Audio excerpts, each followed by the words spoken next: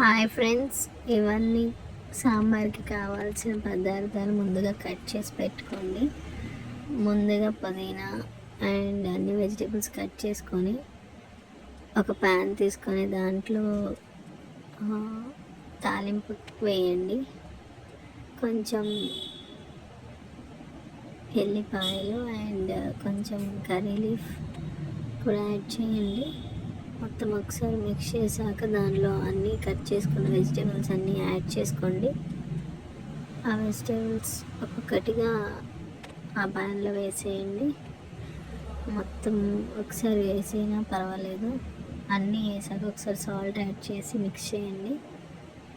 తర్వాత మనం కడిగి పెట్టుకున్న పుదీనా, కొత్తిమీర వేసి మిక్స్ చేయండి.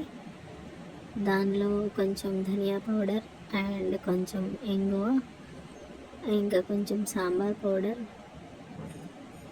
కొంచెం గరం మసాలా కూడా యాడ్ చేయండి. తర్వాత దాల్ని 3 విజిల్ వచ్చినాక కుక్ చేసేయండి. దాల్ మిక్సీ పట్టండి పేస్ట్ లాగా. దానిలో మనం టామరిన్ జ్యూస్ నానబెట్టింది యాడ్ చేసేయండి. కొంచెం చిల్లీ పౌడర్ యాడ్ చేయండి. వెజిటేబుల్స్లో దాల్ మొత్తం దాంట్లో యాడ్ చేసి మిక్స్ చేయండి. అంతే, సింపుల్.